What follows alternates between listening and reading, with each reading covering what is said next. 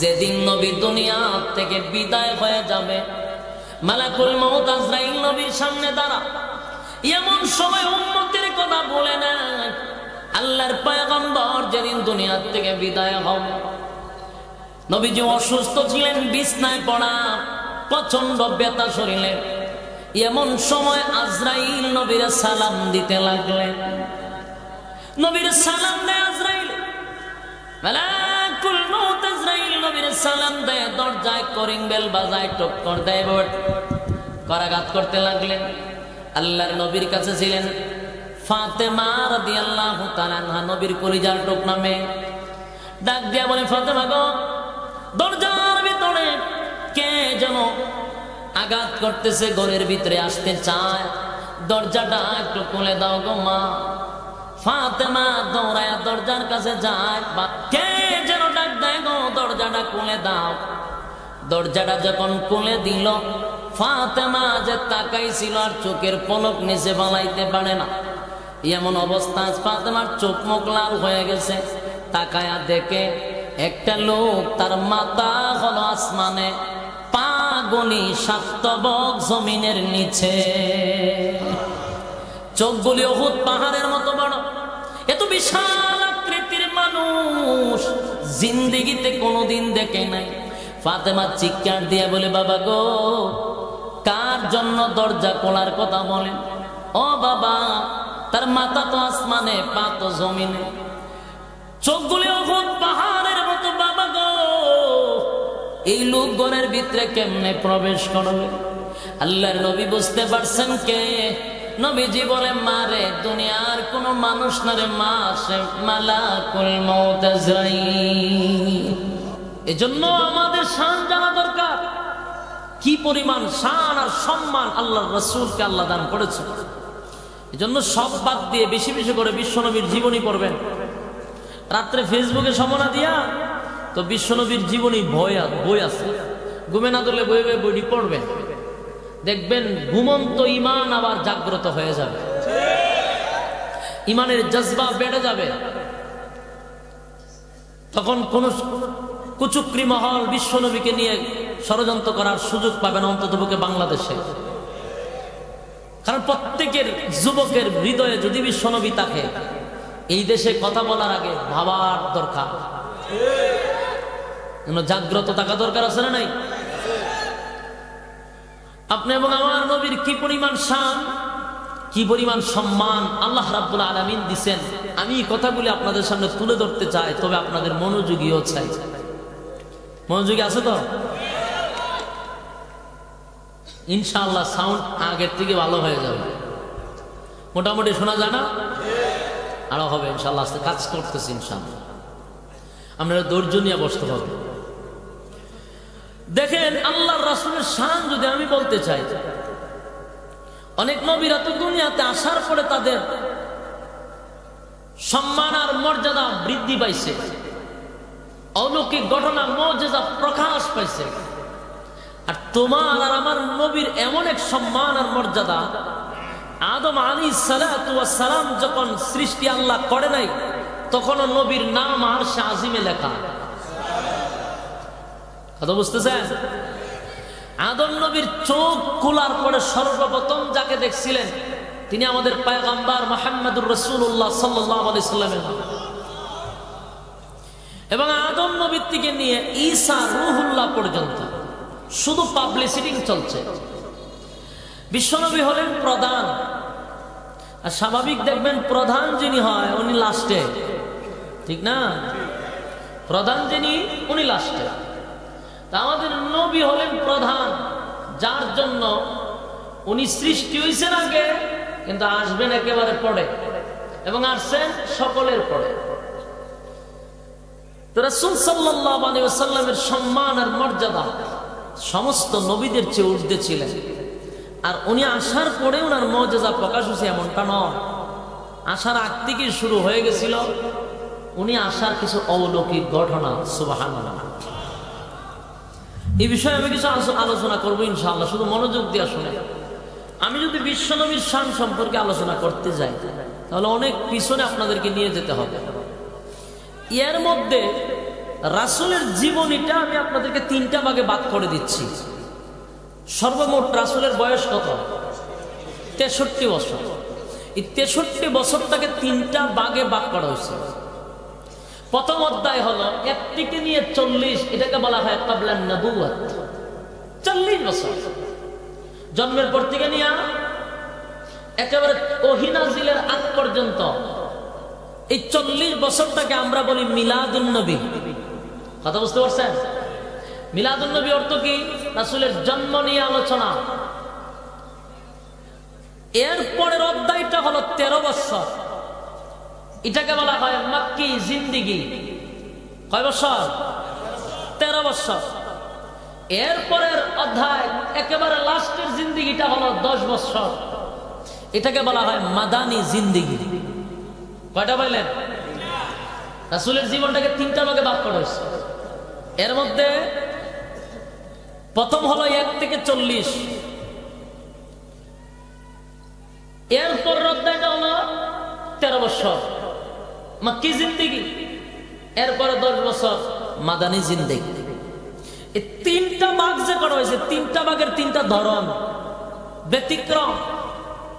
1 থেকে 40 বছর গেল, এই 1 থেকে 40 বছরের ভিতরে রাসূল জিন্দেগিতে কোনোদিন দ্বীনের দাওয়াত দেন নাই। 40 বছরের ভিতরে নামাজের কথাও বলে নাই, হজের কথাও বলে নাই, সুদের বিরুদ্ধেও কথা বলে নাই, ঘুষের বিরুদ্ধেও কথা বলে নাই। কয় বছর? 40 বছর।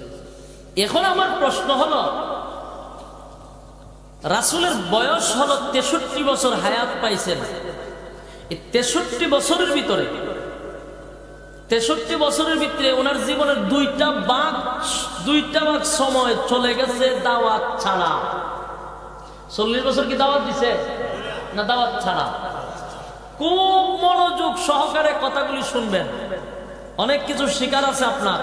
খালি তো লাফান, কথা শুনে লাফায়, মনোযোগ দিয়া শুনেন। এই কথাগুলি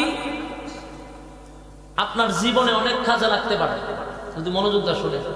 আমরা তো সমাজে শুনলাম, এই কথাগুলি ফিটিং করতে আমরা অনেক দিন লাগে। কথা বুঝতেছেন?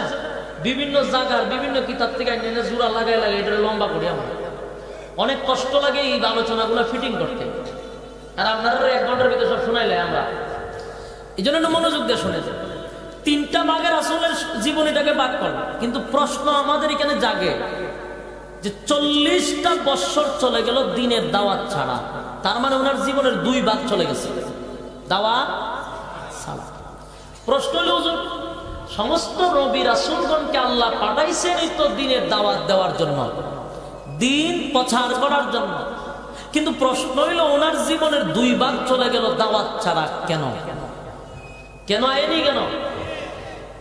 সমস্ত নবীগণকে পাঠাইলেন দ্বীনের দাওয়াত দেওয়ার জন্য, তাহলে রাসূলের 2 ভাগ সময় চলে গেল দ্বীনের দাওয়াত ছাড়া। মাত্র 23 বছর দ্বীনের দাওয়াত দিয়েছেন। কয় বছর? আর 40 বছর দাওয়াত ছাড়া।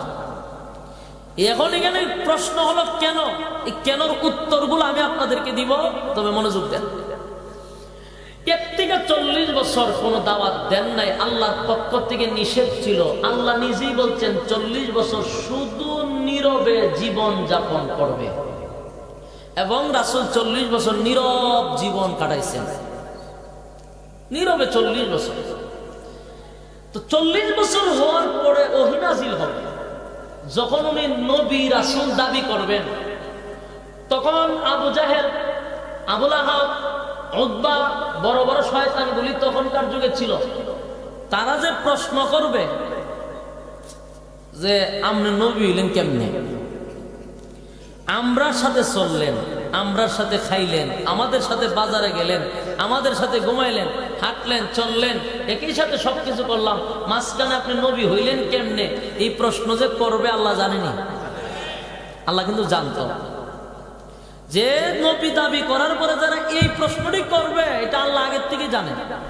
যার জন্য নীরবে 40 বছর জীবন যাপন করছে। এই 40 বছরটা নীরব জীবনটাই প্রমাণ করে উনার নবী হওয়ার যোগ্য। এগুলাই হলো নবুয়তের দলিল। এই নীরব জীবন প্রমাণ করে, নীরব জীবনটাই প্রমাণ করে উনি নবী হওয়ার যোগ্য। কেমনে? আমি আপনাদেরকে একটা একটা করে বুঝাচ্ছি। রাসূলের 1 থেকে 40 বছর দাওয়াতবিহীন, কিন্তু 40 বছরটাই প্রমাণ করে উনি নবী হওয়ার যোগ্য। কারণ 1 থেকে 40 বছরের ভিতরে অসংখ্য অগণিত অলৌকিক ঘটনা আল্লাহ ঘটাইয়া দিছে। তার প্রত্যেকটা অলৌকিক ঘটনা ইঙ্গিত দেয় ওনার নবুয়তের দলিল হিসাবে, উনি নবী হওয়ার যোগ্য, এটা প্রমাণ করে। কিভাবে? তার আগের থেকে আপনাদেরকে বুঝাতে হবে, তবে একটু মনোযোগ দেন। যেমন রাসূল দুনিয়াতে আসবে দূরের কথা, রাসূলের আব্বা যখন বিবাহ করে নাই তখনকার একটা ঘটনা শুনেন।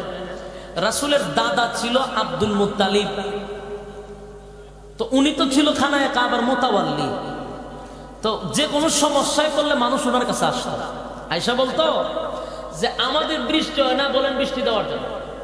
আব্দুল মুত্তালিবের বাপের ক্ষমতা আছে বৃষ্টি দেওয়া, তো বৃষ্টিটা দেয় কে? তো একদিন সবাই এসে বলতেছে, দেখেন আমরা তো পানিতে খুব বিপদ আছি, পানি নিয়ে আপনি একটু বলেন খাবার মালিকের কাছে যেন আমরা জমজমটা চালু করে দেয়। জমজমের পানি বন্ধ হয়ে গেছে, তো যে কোনো কারণে পানিটা বন্ধ হয়ে গেছে। সব মানুষ ওনার কাছে যখন আবদার করলেন, উনি এক সময় গেলেন খানায় কাবার সামনে গভীর রজনীতে গিয়া 2 হাত তুলে দোয়া করছে, হে কাবার মালিক, পানি দেওয়ার ক্ষমতা আমার হাতে নাই, আমি জানি তোমার হাতে, তাই তুমি জমজমের পানিটা চালু করে দাও। আমি মান্নত করলাম আমার 10 ছেলের মধ্যে একটা ছেলের জবাই করে দিন তোমার রাস্তা। মান্নত করতে দেরি, পানি চালু হইতে দেরি নাই। সুবহানাল্লাহ বলে। পানি তো চালু হয়ে গেছে, কিন্তু আমাদের মধ্যে একটা অভ্যাস হইল, স্বার্থ যখন হাসিল হয় পরে আর থাকে না। উনি মান্নত আর আদায় করে না, পানি তো চালু হয়েছে। এখন স্বপ্নের মধ্যে বারবার দেখা, আব্দুল মুত্তালিব পানি না চালু করে দিছি, তো মান্নত দেও না কা? কেউ কি চায় তার ছেলের জবাই করতে হয়? ঠেলার ছুটে কয়ে লেছে দেন না, আমরা অনেক মাহফিল 50,000 টাকা দিব নাম লেখেন, পরে জুতা ছিটতে ছিটতে শেষের কাছে টাকা আনতে গিয়ে, কিন্তু প্রথম তো জুসের ছুটে কয়ালা আমি 50। আমি এক মসজিদে থাকতাম, একটা ঘটনা কই 1 মিনিটে। সকালবেলা এই সময় তো আমি পড়ালেখা করি, আবার ইমামতিও করি। সকালবেলা এসেরা আমরা কালেকশন করতাম। আমার একজন এক হুজুর, আমার মেয়ের নামে 20,000। আমি সব বলো সকালের কালেকশন 20,000, নারায় তাকবীর দিতে দিতে আমার গলা ভেঙে গেছে, এমন প্রশংসা করছি। পরে আবার এক হুজুর, আমার নামে 20,000। আমি সব বনাস মাইকগুলো কেমন ফ্যান্ডেলের উপর উঠে যাবো না, আমি চিন্তা করে গেছি। মাগরিব পরে 20,000, 20,000, 40,000। হতখান পরে আমার বউয়ের নামে 20,000। আমি ভাই আমার প্যান্ডেলের উপর উঠতেই আনন্দের ছিল। আচ্ছা যাক, নাম টাম লেখা নিল। তো কয়েক সপ্তাহ পরে মসজিদের কাজ হবে, এমন আমি কইলাম কেউ হেবাটা তো 60,000 টাকা লেখাইছে, আর তো কিছু লাগে না। এখন তারে গিয়ে কইলাম, ভাই আপনার 60,000 টাকা লেখাইছেন, এটা দেন না কেন? কোন সময় মাহফিল? তার এটা তেমন মানুষ উৎসাহী ভাবলে অবস্থা। আমি সব না, আমি যে ইনারায় তাকবীর দিলাম তা গেল কোন? কয়েক মানুষকে বলে উৎসাহিত করছে, মানুষের আগ্রহ জাগাইছে। এরকম আমরা সমাজ আসেনি, টেকা আনতে গেলে জুতা শেষ। তো কথাগুলো একটু মনোযোগ দিয়ে শুনেন। এমন মান্নত তার পুরা করে না, বারবার আব্দুল মুত্তালিবের স্বপ্ন দেখায়, কিন্তু মান্নত আর পুরা করে না। একদিন স্বপ্নে দেখায়, যদি মান্নত পুরা না করো 10 ছেলে শেষ, এবং মক্কা নগরীতে বড় ধরনের বিপদ আসবে, এটার জন্য তুমি দায়ী হইবা। ই স্বপন দেখিয়া বালিশ তো ওইটা দূর গেছে। তদানীন্তন সময় একজন আলেম ছিল, তাওরাতের আলেম, ওরাকা বিন নাউফেলের কাছে গেছে। গিয়া কয়ও আমি তো স্বপ্ন দেখছিলাম এমনি এমনি মান্নত করছি, এখন তো মান্নত পুরা না করলে আমার উপরে বিপদ আইব, বারবার স্বপ্নে দেখাচ্ছে। ওই তাওরাতের আলেম কই সর্বনাশ, তাড়াতাড়ি মান্নত পুরা করো। কেমনে পুরা করবো? 10 ছেলের মধ্যে একটা জবাই করে দাও। তো উনি 10 ছেলের নিয়ে একদিন বসছে, বৈশা বলতেছে, তোমরার মধ্যে কে আল্লাহর রাস্তায় কুরবানি হইবে একজন দাঁড়াও। আপনারা দাঁড়াইবে? আবুল আহাব বলতেছে, বাবা আপনি কি আমার নাম বলছিলেন? না, ওদের আমি একটু আই ঘোরাঘুরি করে গেছে। আব্বাস বলেন, আব্বা আমার নাম বলছিলেন? বলেন না। কোথায় আমি একটু আসি। এই করতে করতে হামজা বলে, আব্বা আমার নাম বলছিলেন? বলে না। কোথায় আমিও যাই। এই করতে করতে 9 জন গেছে, বাকি আছে কয়জন? ওনার নাম আব্দুল্লাহ, রাসূলের আব্বা। এবার ছোট মানুষ তো বাপের উপরে আর প্রতিবাদও করতে পারে না। এখন উনারও মন চায় না ছোট ছেলেটা জবাই করতে হয়, না এটা সম্ভব না। গেছে আবার তাওরাতের আলেমের কাছে, গিয়া কই এই অবস্থা 9টা একটা রাজি মানে এটা আমার কাছেই বইছে না। এখন ছোট বাচ্চা ছোট ছেলে এত আর প্রতিবাদও করতে পারে না, কি করা যায়? তাওরাতের আলেম বললেন মান্যত তো পুরা করতেই। হ্যাঁ যেমন ছোট মানুষ প্রতিবাদ করে না, হ্যারে জবাই করে। সিদ্ধান্ত আব্দুল্লাহরে জবাই করবে। তা আব্দুল্লাহরে জবাই করবে, চতুর্দিকে প্রচার প্রসার করে দিছে। একটা দিন ধার্য করে খানায় কাবার সামনে গিয়া সুন্দর কাপড় পরিধান করাইয়া এরপর আব্দুল্লাহরে নিয়ে গেছে, এখানে জবাই করবে। চতুর্দিক থেকে মানুষের আনাগোনা, যেই খালি তরবারি লাগাইবে এমনি দেখে 80 জন যুবতী তরবারি লিয়ে দাঁড়াইছে আব্দুল মুত্তালিবের গলা। কথা বুঝতেছে? উনি গেছে আব্দুল্লাহরে জবাই করতো, আর যুবতী মেয়েরা তরবারি লিয়ে দাঁড়াইছে আব্দুল মুত্তালিবরে জবাই করার লাগে। কোমা এটা কোন খবর? তরবারি কেন না যাবে কেন কা? অহন মেয়েরা ডাক দিয়া বলে, আরে আব্দুল মুত্তালিব 9টা ছেলেরে একে একে জবাই করে দাও, কোনো বাধা দিব না, কিন্তু আব্দুল্লাহর গলায় ছুরি লাগাইতে আমরা দিব না। আব্দুল্লাহর গলায় ছুরি লাগাইতে দিব না।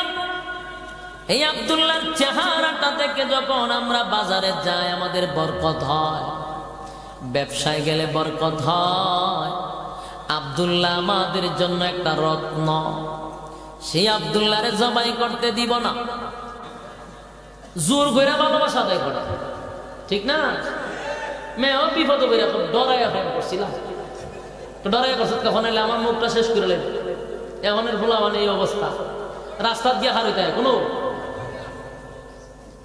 হ্যাঁ তোমরা কই টাকা, তোমরা ফুলা ফুলাবার মানুষ না, তোমরা তো ভাবার বেশি টাকার কথা, তোমরা তো যাই উজ্জা বইতো ঠিক নিয়েও আমরা ওয়েট আমরা ধরে রাখতে, মানে আমরা যদি রাস্তা কারি এই টিচিং করি মহা সমস্যা না। সাবধান, যুবকরা স্ট্রং থাকতে হবে। তখনকার যুগে আব্দুল্লাহকে প্রেমের প্রস্তাব দেয়। এর যুবক কেন প্রেমের প্রস্তাব দিত? সামনের আলোচনা শুনলে বুঝতে পারবা কেন প্রস্তাব দিত, কেন মেয়ের আব্দুল্লাহর জন্য পাগল ছিল। দিলের কান লাগায় শোনো, অন্য কোন উদ্দেশ্য ছিল না, একটা উদ্দেশ্য ছিল। আব্দুল্লাহ এই রাস্তা দিয়ে বাহির হতে পারে না। মেয়েরা আব্দুল্লাহর ডাইরেক্ট বলে, আব্দুল্লাহ রে তোমার আব্বারে বলো না আমার যেন পুত্রবধূ বানাইয়া তোমার ঘরে নিয়ে যায়। তো মেয়েরা যে আব্দুল্লাহরে অপার দিত, কিন্তু আল্লাহর নবীর আব্বা এত শর্মিন্দা ছিল, এত লাজুক ছিল, উনি এত লজ্জা পাইতেন, এত লজ্জা পাইতেন, লজ্জায় শরমে উনি লাল হয়ে যেতেন, মেয়েদের দিকে তাকাইতেন না শরমে। এত লজ্জা পাইতেন, কুমারী মেয়ের চেয়ে লজ্জা পাইতেন। আব্দুল্লাহ রাস্তা দিয়া প্রয়োজনে বাহির হইলেই মেয়েরা ডিস্টার্ব করতো, পাগলের মতো আব্দুল্লাহর কাছে এসে ভেড় দিত। ওই আব্দুল্লাহ তোর আব্বারে বলস না যেন আমারে বউ বানায়া লইয়া যায়। আব্দুল্লাহ শরমে লজ্জায় ঘরে চলে আসতো। তদানীন্তন সময়ের একটা মেয়ের নাম ছিল ওই যে তাওরাতের আলেম ওরাকা বিন নাওফেলের মেয়ে, একমাত্র কন্যা। তখনকার সময়ে বড় ধনাঢ্য বাবার মেয়ে ছিল, শিল্পপতির মেয়ে ছিল।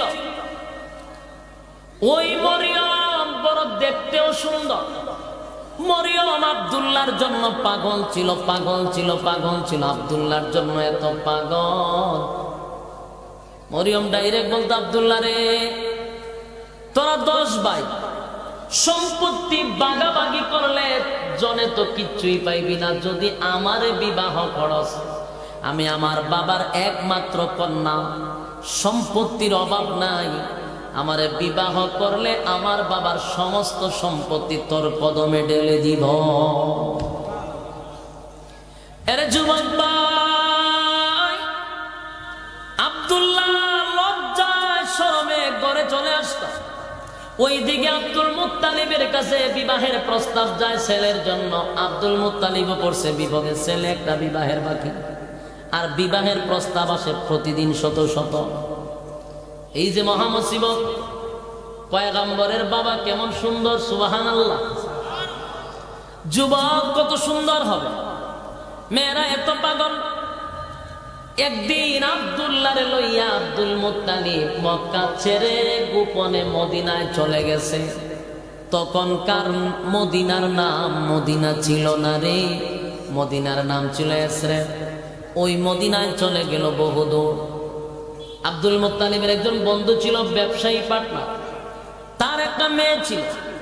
আব্দুল মুত্তালিব প্রায় সময় ব্যবসায় গেলে বলতো, বন্ধুরে তোর মেয়েটারে বিবাহ দিস না, আমার একটা ছেলে আছে সুন্দর, তোর মেয়েটারে আমার বড় পছন্দ হয়েছে, আমার ছেলের সঙ্গে মানাবে, বিবাহ দিস না।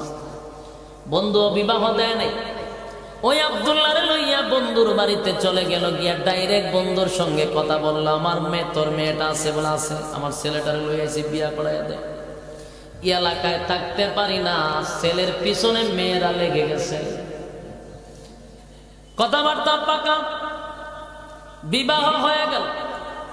ওই যার সঙ্গে বিবাহ হইল ওই মেয়ের নাম ছিল আমেনা। সুবহানাল্লাহ, বাড়ি দিয়ে কইবে এর যুবক ভাই, আমেনা ছিল, বিবাহ হয়ে গেল, বিবাহ কমপ্লিট। এবার কিছুদিন থাকার পরে আব্দুল্লাহরে লইয়া আব্দুল মুত্তালিব তার পুত্রবধূ লইয়া মক্কায় রওনা দিছে। মক্কায় যখন গেল, চতুর্দিকে আলোচনা শুরু হয়ে গেল, আব্দুল্লাহ আসছে। আবার মক্কা নগরীর যুবতীরা ঘর থেকে বাহির হয়ে গেল, আব্দুল্লাহ আসছে গো। বিশেষ করে মরিয়ম, তাওরাতের আলেমের মেয়ে মরিয়ম, পাগল পাগল হয়ে গেছে আব্দুল্লাহরে না পাইয়া। মরিয়ম ডাক দিয়ে বলে, আব্দুল্লাহ, আল্লাহর পয়গম্বরের বাবা আব্দুল্লাহ রাস্তা দিয়া যখন হাঁটতেছিল, মরিয়ম পাগলের মতো আব্দুল্লাহর সামনে এসে হাজির হইয়া বলে, আব্দুল্লাহ রে, গোটা মক্কা নগরী তন্ন তন্ন করে তালাশ করলাম, কোথাও আব্দুল্লাহ তোমারে পাইলাম না, কই গেছিলা তুমি? এই কথা বলার পর আব্দুল্লাহর চেহারার দিকে যখন মরিয়ম তাকাইল, যেই মাত্র আব্দুল্লাহর চেহারার দিকে মরিয়ম তাকাইছে, মরিয়ম একটা চিৎকার দিয়া মাটিতে পড়ে গেছে। আব্দুল্লাহর দিকে তাকাইয়া মরিয়ম চিৎকার দিয়া মাটিতে পড়ে গেল। গইরাইয়া গইরাইয়া ঘরের ভিতরে চলে গেল, গিয়া দরজা লাগাইয়া কান্না শুরু করে দিল। আব্দুল্লাহ এবার মরিয়মরে ডাক দে, মরিয়ম গো, রাস্তা দিয়া বাহির হইলে আমার দেখলে পাগলের মতো দৌড়ায় আসতা, আমার সঙ্গে গল্প করতে, আমারে খাবার দিতা। আজকে অনেকদিন পরে আসলাম, আমার চেহারাটা দেখে তুমি এমন জোরে চিৎকার মারলা, ঘরের ভিতরে চলে গেলা, কারণটা জানতে চাই। মরিয়ম ডাক দিয়ে বলে, আব্দুল্লাহ, এরে আব্দুল্লাহ, খানায় কাবার কসম দিয়ে বলি গো, তাওরাতের কসম দিয়ে তোর কাছে বলতে চাই রে আব্দুল্লাহ, মিথ্যা কথা বলিস না। এরে আব্দুল্লাহ বল, তুই কি বিবাহ করেছিস? আব্দুল্লাহ বলে, মরিয়ম, হ্যাঁ আমি তো বিবাহ করেছি। কোথায় বিয়া করছ রে? বলে মদিনায়। মেয়ের নাম কি? বলে আমেনা। মরিয়ম চিৎকার দেয়ার কান্দে, হাই রে আব্দুল্লাহ, আসমানটা ভেঙ্গে যেন আমার মাথায় পড়ে গেছে। ওরে আব্দুল্লাহ, কলিজার থেকে তোরে বেশি ভালোবাসতাম রে আব্দুল্লাহ, জীবন যৌবন সব কিছু তোর জন্য রেখে দিয়েছিলাম। ও আব্দুল্লাহ, তোর জন্য এত পাগল, কেমনে রে আমারে না জানাইয়া বিবাহ করলি? রে আব্দুল্লাহ, কেমনে রে আমারে না জানাইয়া কামটা করলি? মরিয়ম কামতে কামতে বেহুশ, ডাক দিয়ে আমার, আব্দুল্লাহ, এ আব্দুল্লাহ, তোর জন্য কেন পাগল ছিলাম জানোস নি? তোর জন্য আমি কেন পাগল ছিলাম? পাগল ছিলাম শুন, তোর জন্য কেন পাগল ছিলাম? এমনি এমনি ছিলাম না। আব্দুল্লাহ রে, মনোযোগ দিয়া শুন, তোর জন্য কেন পাগল? আমার বাবা হলো তাওরাতের আলেম, আমার বাবা তাওরাত রিসার্চ করে, বাবা হলো তাওরাতের আলেম। বাবার সঙ্গে থেকে থেকে আমি তাওরাতটা স্টাডি করতে শুরু করলাম, প্রচুর গবেষণা করতে লাগলাম। গোটা তাওরাতের মধ্যে যেখানে যায় শুধু মুহাম্মদের নাম শুনতে পাই। আল্লাহু আকবার বলেন। এ যুবক,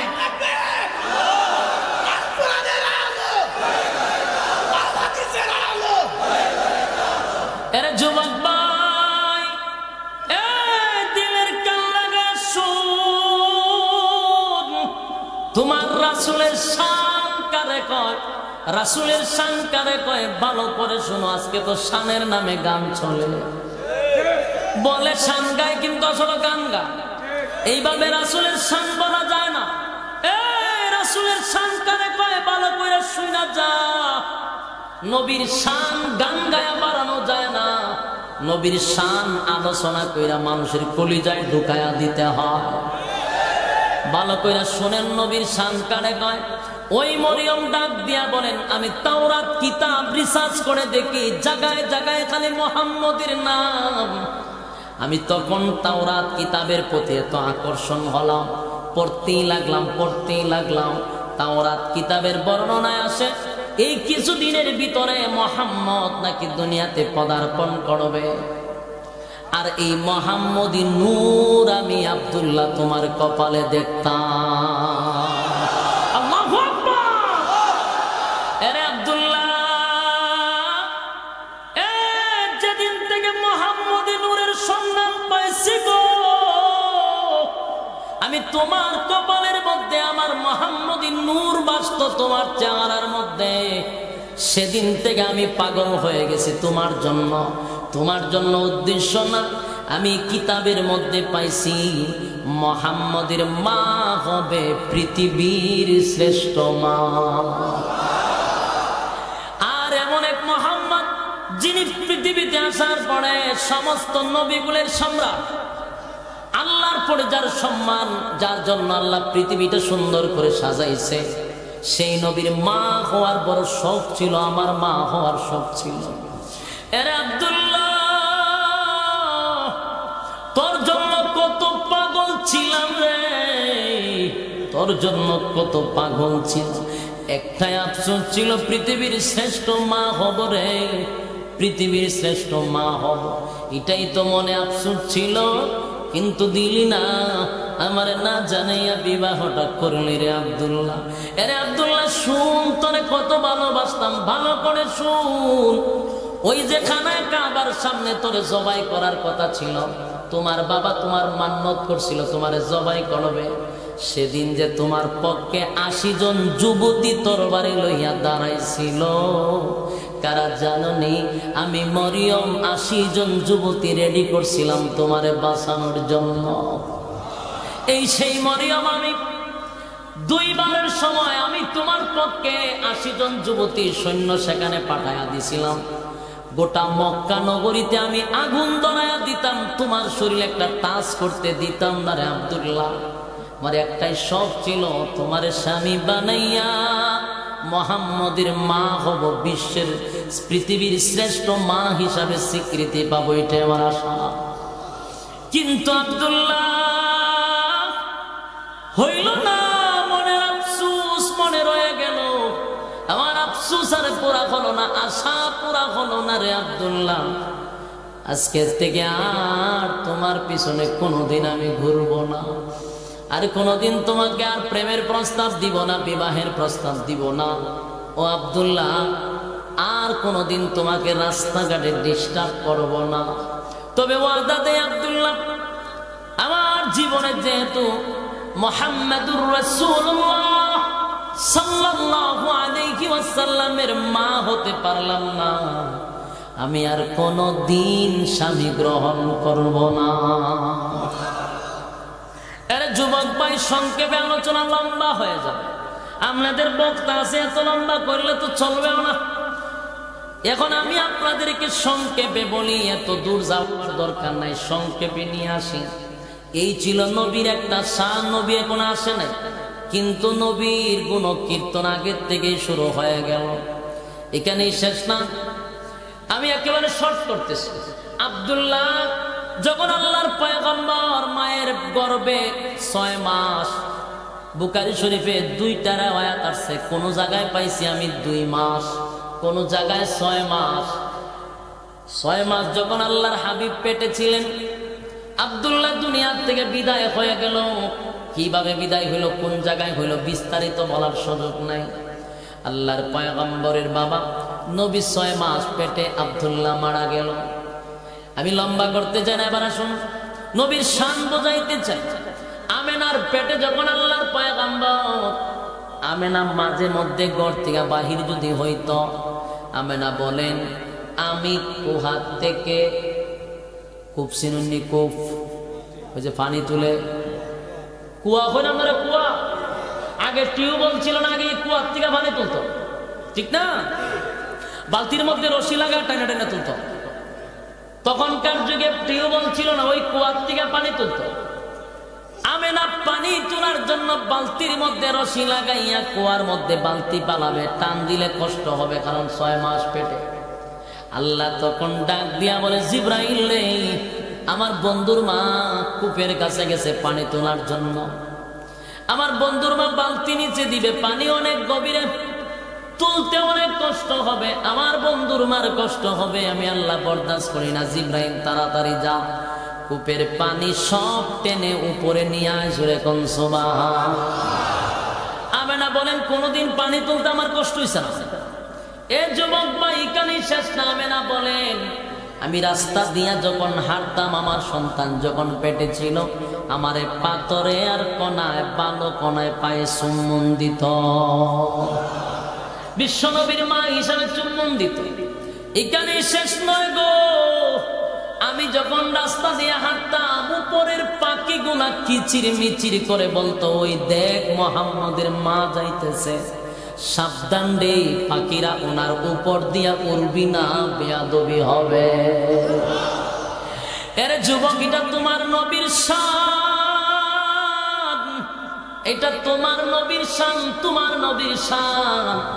এবার আসুন আমি আরো সংক্ষেপে করে নেই। 12ই রবিউল আউয়াল সুবে সাদিকের সময়, সোমবার দিন আল্লাহর নবী এই দুনিয়াতে পদার্পণ করেছে, ঠিক নেই? কথা কয় না? ওই যে আপনারা বিরিয়ানি যে দিনে খান, এদিনের কথা বলতেছে, ওই এদিন কিন্তু আল্লাহর রাসূল আসছিল। ভালো করে শুনেন, আল্লাহর নবী জন্মবার্ষিকী পালন করছে রোজা রাইকা। হ্যাঁ, কি রাইকা? হ্যাঁ, আশিকের রাসূল, ভালো করে শুনেন। আপনারা আমার দুশ্মন ভাইবেন, আমি আপনাদের বন্ধু, কলিজায় জায়গা দিতে চাই, কিন্তু কোরআন হাদিসের কথাগুলি শোনা দরকার।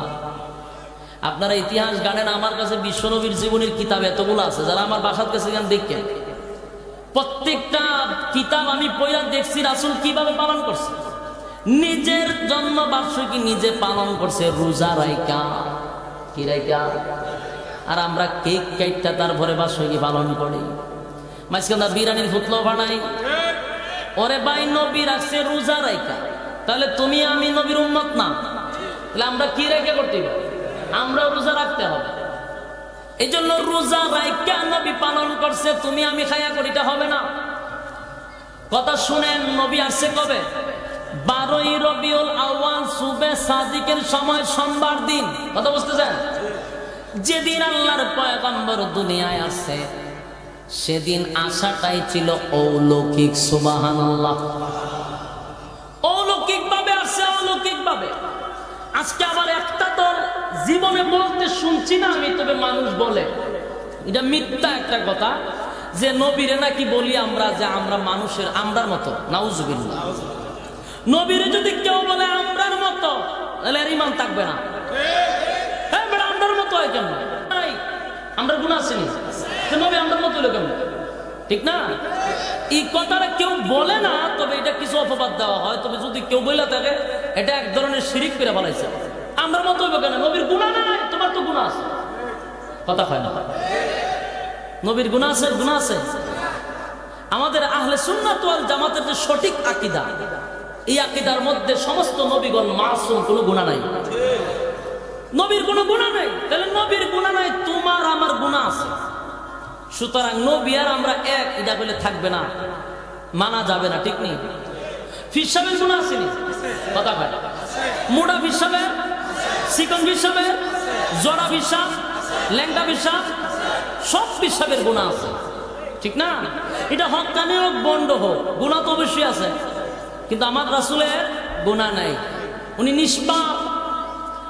নবী যে দুনিয়াতে আসলো, আসার ভঙ্গিমাটাও ছিল ভিন্ন, আর ওনার জন্মটা যেইভাবে হয়েছে এগুলো সম্পূর্ণ যা কিছু অলৌকিক ঘটনা হয়ে গেছে সব নবুয়তের দলিল হিসাবে প্রমাণ। আলোচনার হেডলাইনে আসেনি কনসান কোনটা? আলোচনার হেডলাইন রাসূলের জীবনে 3টা ভাগ ইয়াদ আছে? কয়টা ভাগে ভাগ করা হয়েছে? প্রথম অধ্যায় 40 বছর ইয়াদ আছে? ওইখানে আইতাছে আমি বাইবে নজর গেছে কোনো না, এই আলোচনা করি না তো, যেখানে শুরু ওইখানে শেষ হতে হবে, কথা বুঝতেছেন? গিচ্ছা না, ভালো করে শুনেন। তাহলে বস 3টা ভাগে ভাগ করা হয়েছিল, আমি কিন্তু প্রথম 40 বছরের ঘটনা যেতেছি, এরপরে আরো 2টা রয়েছে, আলোচনা করার সমর্থ নাই, কথাগুলি শুনেন। তাহলে রাসূলের জন্মটা কেমন হইল? তোমার জন্ম আর আমার জন্ম, রাসূলের জন্ম কি এক? কখনো না। আল্লাহর নবীর জন্মের কাহিনীটা শুনেন। রাসূল যেই সময় জন্ম হয়েছে, রাসূলের আম্মা জানের কাছে 2জন দাসী ছিল, খেদমতে ছিল। একটা ছিল আবু লাহাবের ঘরের দাসী, আর একটা ছিল উম্মে আইমান। এই 2জন দাসী ছিল আম্মা জানের খেদমতে। যখন দুনিয়াতে আসে তাদের রিপোর্ট হলো, আমরা নিজে দেখছি, ওই দাসীগুলা বলতেছে আমরা নিজে দেখছি যখন মুহাম্মদ দুনিয়াতে আসে অলৌকিক। অলৌকিক কিভাবে? যে আমরা জন্ম নেই আমাদের শরীরে ময়লা লাগানো থাকে, তারপরে নাল লাগানো থাকে, একটা দেখছেন এমনি, এটা খাইটা দিতে হয়। কিন্তু মুহাম্মদ দুনিয়াতে আসলে আমরা তাকায়া দেখি যেমন কেউ হাউজে কাউসারের পানি দিয়া তারে গোসল করাইয়া পরিষ্কার করে কে যেন পুষ্প মাখাইয়া তারপরে দুনিয়াত পাঠাইছে, নার কাটা অবস্থা।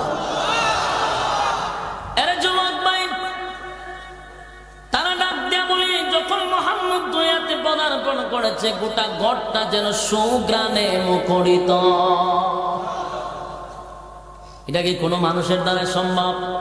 এই কথা কয় না, কোন উম্মতের দ্বারা সম্ভব? আলোচনা কি চলতেছে? নবীর জন্ম নিয়া, জোরে কোন কি নিয়া? তাহলে কোন মানুষের দ্বারা এইভাবে জন্ম হওয়া কি সম্ভব? এই কথা কয় না করে, কথায় বোঝা যায় সম্ভব না অসম্ভব? অসম্ভব যদি হয় পালন করবেন কেমন? কথা বুঝেন নাই? জন্ম নিয়ে যে পালন করতে কয়, এটা কি পালন করা সম্ভব? নবী যেইভাবে জন্ম, সেইভাবে জন্ম হওয়া পৃথিবীর কারো পক্ষে সম্ভব? কোন নবীরা এইভাবে হয় না, আমার নবী যেইভাবে জন্ম নিয়েছে, সুবহানাল্লাহ। তো পালন করবেন কেমনে?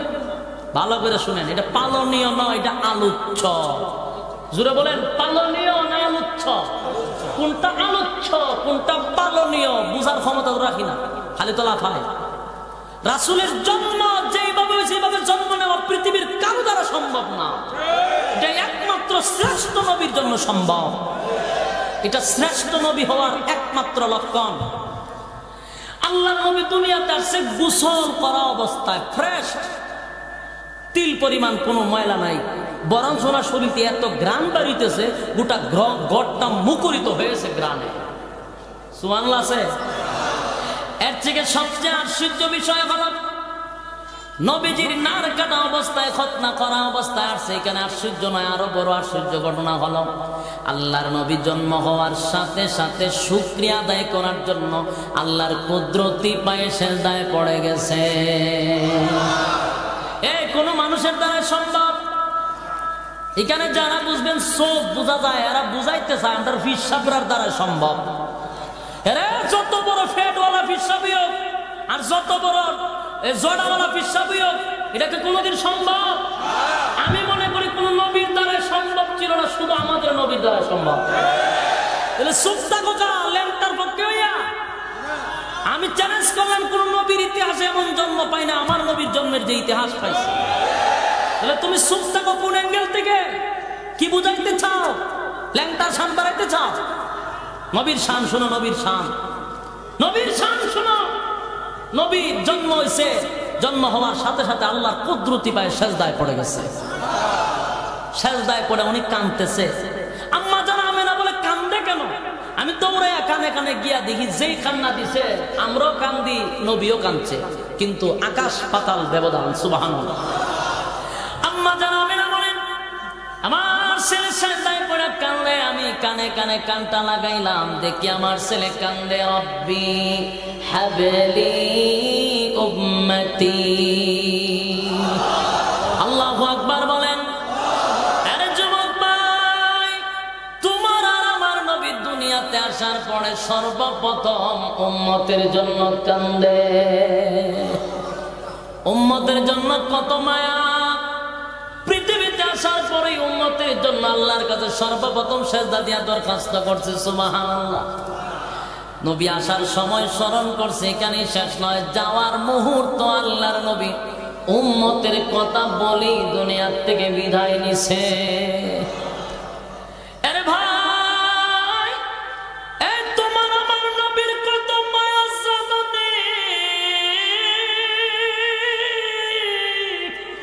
আল্লাহর পয়গম্বর শুধু আসার সময় কান্দে এমনটা নয়, যেদিন নবী দুনিয়া থেকে বিদায় হয়ে যাবে, মালাকুল মউত আজরাইল নবীর সামনে দাঁড়া, এমন সময় উম্মতের কথা বলে না। আল্লাহর পয়গম্বর যেদিন দুনিয়া থেকে বিদায় হবে, নবীজি অসুস্থ ছিলেন, বিছনায় পড়া, প্রচন্ড ব্যথা শরীরে। এমন সময় আজরাইল নবীর সালাম দিতে লাগলেন। নবীর সালাম দেয় আজরাইল, মালাকুল মউত আজরাইল নবীর সালাম দেয়, দরজায় করিং বেল বাজায়, টক্কর দেয়, করাঘাত করতে লাগলেন। আল্লাহর নবীর কাছে ছিলেন ফাতেমা রাদিয়াল্লাহু তাআলা আনহা, নবীর কলিজার টুকরা মেয়ে। ডাক দিয়া বলে, ফাতেমা গো, দরজার ভিতরে কে যেন আঘাত করতেছে, ঘরের ভিতরে আসতে চায়, দরজাটা একটু খুলে দাও গো মা।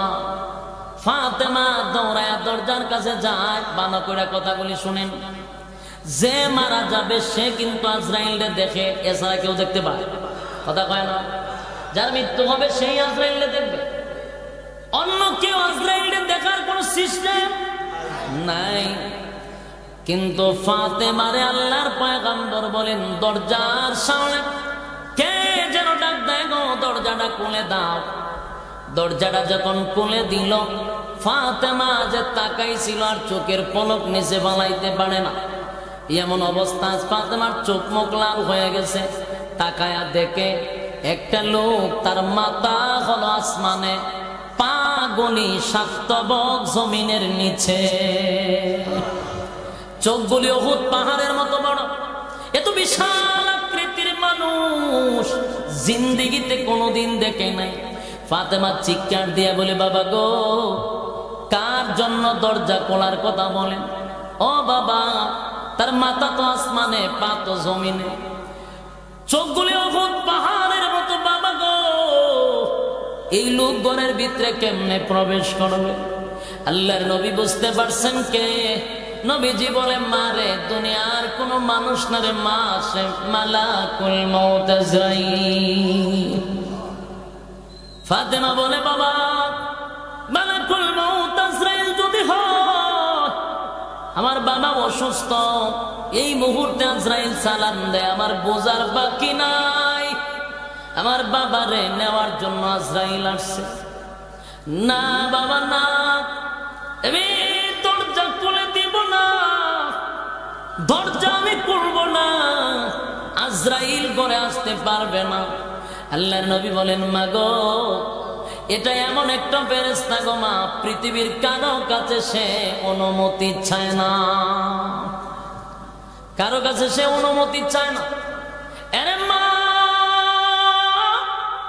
এটাতে তোর বাবার শান, এটা তোর বাবার শান, তোর বাবার শান আর সম্মান আর মর্যাদা। আজরাইল আমারে সালাম দিয়া করে ঢুকতে চায়, মা গো দরজাটা খুলে দাও। ফাতেমা বলে, বাবা আমার জীবন চলে যেতে পারে, আমি তারে করে ঢুকতে দিব না। আল্লাহর নবী বলেন, মা গো পাগলামি করিস না রে মা, আরে মা পাগলামি করিস না গো মা, এই লোকটারে ঘরে ঢুকতে যদি না দেস, এই লোকের ঘরে ঢোকার জন্য দরজার প্রয়োজন হয় না, সে এমনি ঘরে ঢুকে যাবে। কিন্তু তোর বাবার তো একটা সম্মান আছে, সালাম দিয়া করে ঢুকতে চায়, দেরে মা দরজাটা খুলে দে। ফাতেমা দরজা খুলে দিল। মালাকুল মউত আজরাইল নবীর সামনে এসে নামাজের সুরতে বসে গেলেন। সুবহানাল্লাহ। বাড়ি গিয়া আজরাইল নবীর সালাম দিয়ে বলে, নবী গো, আল্লাহর পক্ষ থেকে আপনার সুসংবাদ জানাই। আমার মালিক বলেছেন এই পৃথিবীতে আপনি চাইলে থাকতে পারেন, আবার যাইতে চাইলেও আপনি যাইতে পারেন। আল্লাহর নবী বলেন, আজরাইল রে, কেন আসছো আমি বুঝতে পেরেছি, তুমি বসে যাও। এই মুহূর্তে তুমি আসছো আমার নেওয়ার জন্য, আমি যাব, কিন্তু আমার জিব্রাইলের সঙ্গে কিছু কথা আছে, জিব্রাইলের অপেক্ষায় আছে। মালাকুল মউত আজরাইল বসা। কিছুক্ষণ পরে জিব্রাইল নবীর সামনে এসে হাজির। ওগো নবীজি, আপনি আমাকে স্মরণ করতেছেন? আল্লাহর নবী বলেন, জিব্রাইল রে, আজরাইল কেন আসছে, কোন কারণে আসছে, কি বলতে চায় আমার কাছে? জিব্রাইল ডাইরেক্ট বলল না, শুধু কানে কানে কোরআনের আয়াত আল্লাহর নবীর সামনে উপস্থাপন করলেন। ইন্নাকা মাইতুন ওয়া ইন্নাহুম মাইতুন। ওগো নবীজি, আপনাকে আমার আল্লাহ তো বলে দিয়েছে আপনিও মরতে হবে, আপনার শত্রুরাও মরবে। কথা কন। সকলেই মৃত্যুর স্বাদ গ্রহণ করতে হবে, আপনি জানেন। এই কথা বলার পরে নবীর চোখ দিয়ে পানি পড়া শুরু হয়ে গেল। জিব্রাইল নবীরে বলে, কান্দেন কেন, দুনিয়ার মায়া? আল্লাহর নবী বলেন, জিব্রাইল না, দুনিয়ার মায়ায় কান্দি না, দুনিয়ার মায়ায় কান্দি না রে। জিব্রাইল বলে, আমি বুঝতে পেরেছি আপনার কলিজার টুকরা ফাতেমার জন্য আপনি কাঁদতেছেন। না রে, ফাতেমার জন্য কেন কাঁদবো? তাহলে হাসাইন হুসাইনের জন্য মায়া লাগছে, এই জন্য কাঁদ না। জিব্রাইল, আমার আল্লাহর সঙ্গে একটা চুক্তি হয়েছিল, আল্লাহর সঙ্গে চুক্তিটা হলো, আমার মালিক আমারে বলেছিল যতদিন এই পৃথিবীতে আমি বেঁচে থাকবো, আমার কোনো গুনাহগার উম্মতের উপরে আমার আল্লাহ গজব দিবে না, ধ্বংস করবে না। আমি যদি দুনিয়ার থেকে বিদায় হয়ে যাই রে, আমার গুনাহগার উম্মতরা গুনাহে লিপ্ত হবে, পাপে লিপ্ত হবে। আমার মালিক যদি রাগান্বিত হইয়া আমার উম্মতকে আল্লাহ ধ্বংস করে দেয়, সেই ব্যথায় ব্যতীত হইয়া আমি কান্দি। আল্লাহ ডাক দিয়া বলেন, বন্ধু গো, আপনি কান্দেন না, আপনি আমার বাড়িতে আসবেন, আমার কাছে আসবেন, কান্দেন না, কান্দেন না, কান্নার প্রয়োজন নাই, কান্দেন না।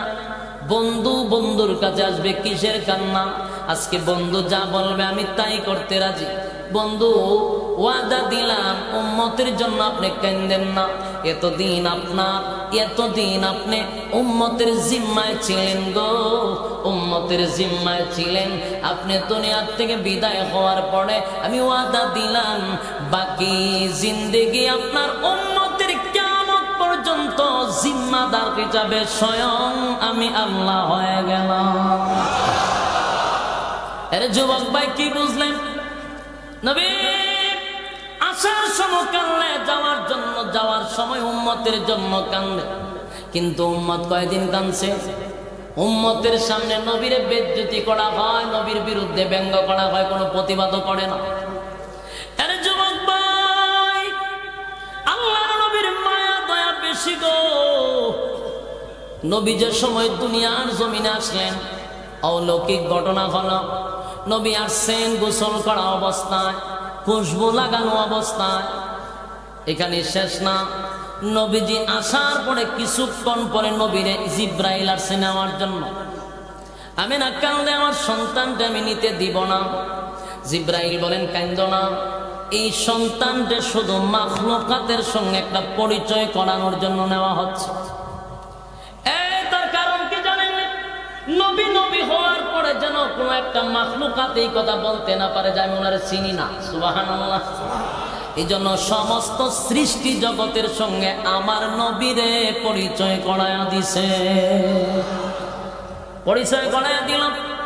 তাই তো আমার নবী যদি কোনো মরুভূমি দিয়া রুদ্র দিয়া হাঁটত, কোনদিন নবীর শরীরে রুদ্র লাগতো না, মেঘমালা নবীর পিছনে দৌড়াইত। কেন জানেননি? তারা তো আমার নবীর চিনে। জোরে কোন ঠিক নেই? আরে যুবক ভাই, শেষ কথাটা হলো একটা দুইটা না শত শত অলৌকিক ঘটনা গুলি করছে। আবু তালেব বলেন, আমি বাতিজারে দেখার জন্য যাই, তখন গিয়া দেখি আসমানের চাঁদ বাতিজার সামনে এসে দাঁড়ায় আছে। সুবহানাল্লাহ, বাড়িতে গিয়া কইবেন এরা এমন দৃশ্য দেখে আমি পাগল, কার কাছে বলবো গো? আমার নিজের জবান বন্ধ হয়ে গেছে, বাক শক্তি নাই। আপনি যদি কোনো সময় দেখেন চন্দ্র আপনার মাথার উপরে, আপনি জায়গা থাকবেন না? হাট টেড়ে করে জায়গা তুষে। আবু তালেব বলেন, আমি দেখার পরে কথা বলার শক্তি হারিয়ে ফেলেছিলাম। কিছুক্ষণ পরে দেখি চন্দ্র খালি লড়াচড়া করে। ভয় আরো বেড়ে গেল, চন্দ্র কেন লড়ে? দেখি চন্দ্রটা নিচে নিচে লড়ে না, আমার বাতিজার চেহারা ডাইনে যায় রে। চন্দ্রটা বাতিজার চেহারা দেখার জন্য ডাইনে দৌড়া।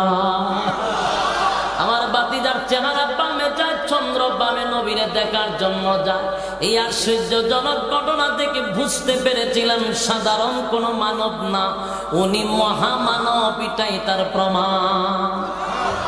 এরকম একটা দুইটা না, 40 বছর পর্যন্ত অলৌকিক ঘটনা আল্লাহ ঘটায়া দিলেন, যেন নবী হওয়ার দাবি করার পরে কোন বেঈমান এই কথা বলতে না পারে আপনি কেমনে নবী হইছেন।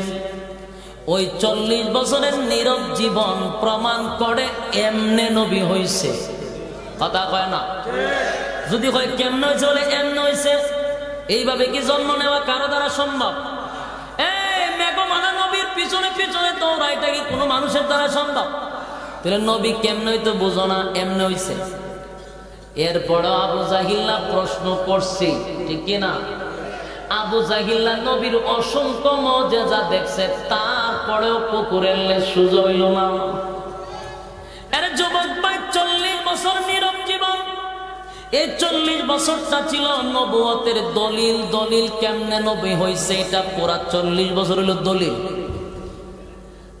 নবী হওয়ার একমাত্র দলিল হলো নীরব জীবন 40 বছর। বুঝতে পেরেছেন? আর 40 বছর পরে ওহী নাজিল হয়েছে, তখন থেকেই তো নবীর বিরোধিতা শুরু হয়েছে। কথা কয় না? শেষ করার সময় নাই, লম্বা আলোচনা ফিনিশিং দেওয়ার সুযোগ নাই। 5 মিনিটের ভিতরে আমি শেষ করতেছি, শুধু মনের দিলের কান লাগায় শোনেন।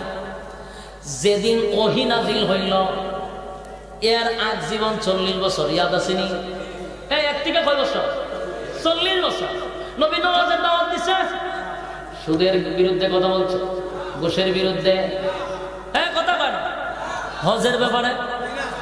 1 থেকে 40 বছর না সুদের ওয়াজ করলেন, না ঘুষের ওয়াজ করলেন, না নামাজের ওয়াজ করলেন, না পর্দার ওয়াজ করলেন। 40 বছর রাসূল ছিল সবচেয়ে ভালো। ঈমান থাকবা এগুলা দেখলে